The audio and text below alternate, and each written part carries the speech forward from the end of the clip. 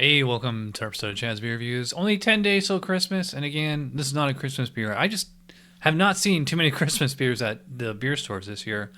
This one I've had before, but I've never actually reviewed on the show. We did use it for a Tuesday night beer school, and I saw this at the another beer museum that makes the one down the road from me look like brand new. I'm talking about, of course, Riserva from Weyerbacher Brewing.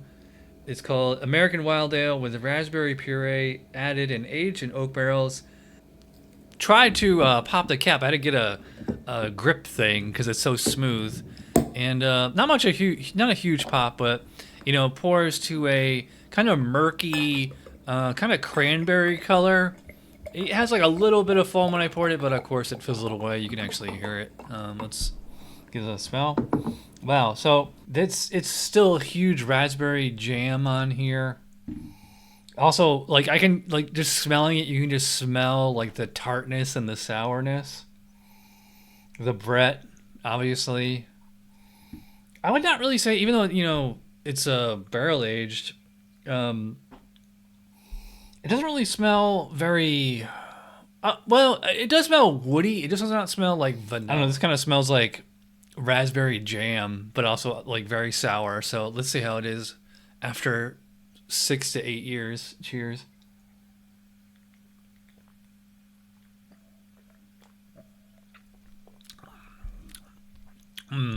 Wow. Wow, that is really sour. Wow. I wonder if it gets more sour over time. Probably. It's bottle condition. And it's also really old. So, like, whatever residual sweetness in there is, like, long gone. Although, I mean, it's not that it's sweet, but, like, I can taste that authentic raspberry flavor. So, it's like when you taste that fruity flavor, especially a puree, I mean, it's basically like, jam or jelly. Your brain just associates that with sweetness. Very high lactic acidity on this one. Like the the acidity is just kind of lingering on my tongue. It's like sucking my whole face in. But it's good. I like it. Some of these super old wild ales. I mean, maybe it's just in Florida they don't sell well. Because I remember, buying Goose Island Lolita on, the back of a beer store covered in cobwebs a year or two ago, and it was like the same. It was the same effect, It still tasted great. It was just super old, and I just can't get over how it still really tastes like raspberry jam, but it's insanely dry and sour. Oddly enough, I mean, the Brett is actually kind of taking a back seat here because it's not, it's not like super farmhouse or horse blanket or whatever you normally associate with Brett. Kind of locker room quality. I mean, I love a good, like, straight up, just like Brett Saison or something like that, where like the Brett is the star of the show, or just any kind of, non-fruity wild ale.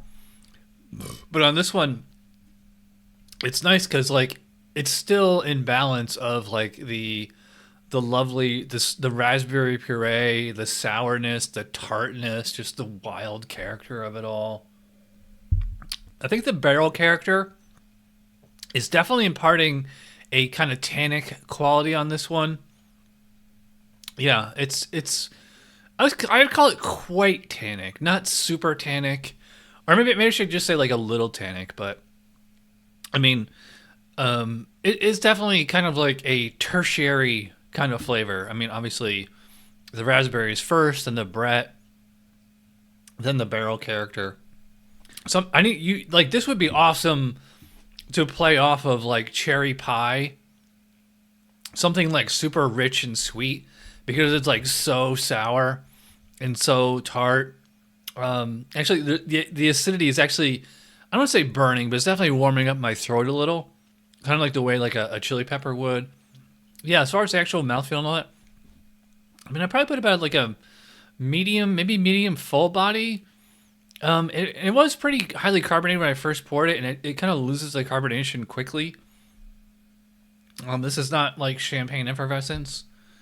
But I mean, It's certainly not flat either. I mean, but just looking at it, I mean, it looks still and like it doesn't, pours no foam or anything on it.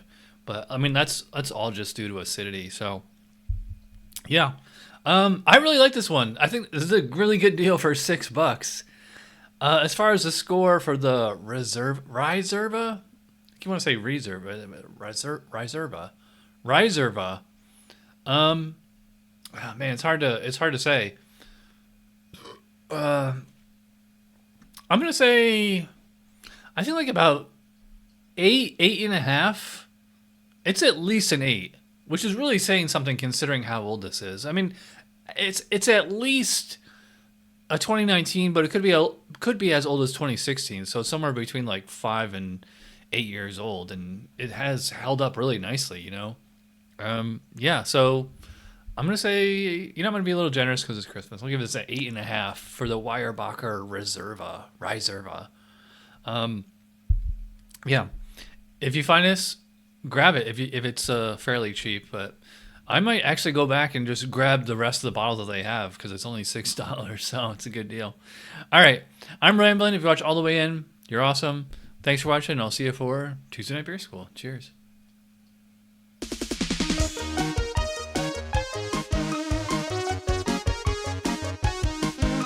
Somebody brewed it, Chad just reviewed it. Thanks for watching Chad's Beer Review. Trust me, the next episode will be a lot better.